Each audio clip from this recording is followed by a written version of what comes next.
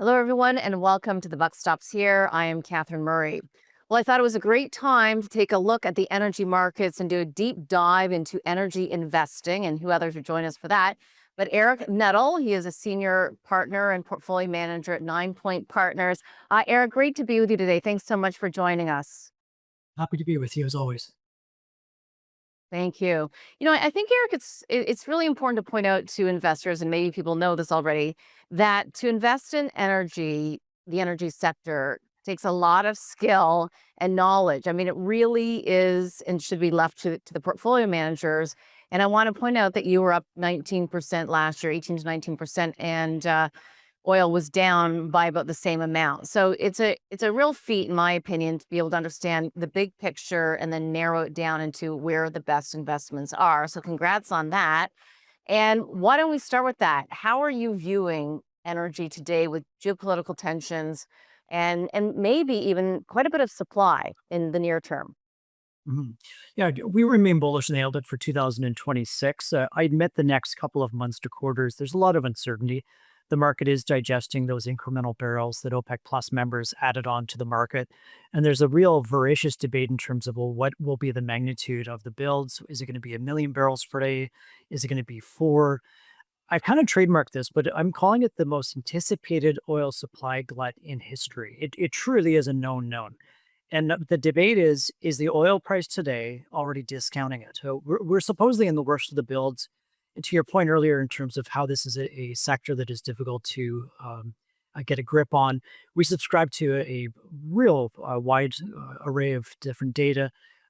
One of it is satellite data that tracks inventories in real time. We are not seeing the magnitude of the builds that were anticipated. Yeah. So the debate is, okay, we are supposed to be in the worst of the builds as we speak. Oil is trading at $63 per barrel. As we emerge from this glut into is what I think going to be a very powerful bull market for oil, what's the oil price going to do? And so it's a real debate. I think energy investors need to look through the next couple of months because 2026 is shaping up to be a really exciting year. One aspect that we've talked about many times is the twilight of U.S. shale, the maturity of U.S. shale basins, their inability to meaningfully grow. That is happening this year. The United States is forecasted to reach their peak production literally in real time. They've been more than 100% of all of non OPEC growth over the past 15 years, and that is coming to an end. Mhm. So the conclusion is non OPEC production is likely peaking this year.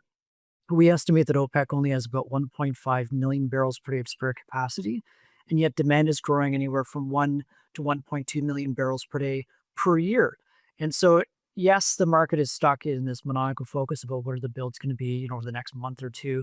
What I'm really focused on is where are the necessary barrels going to come from when the US is no longer able to supply it, non-OPEC is no longer able to supply it, and OPEC, 1 year of demand growth would effectively exhaust their spare capacity. Mm.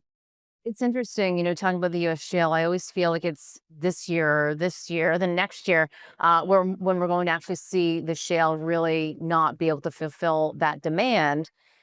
And I feel like it keeps getting pushed off into the future. Are we very confident that we're in that moment right now? That is a very astute observation. Many people have had to fall on their sword calling for the end of U.S. shale. What is validating our view is the U.S. government themselves last week said that they forecast that U.S. production going to be in a state of decline. Energy Aspects, which is a firm that we use and consider to be quite good, they're calling for peak production.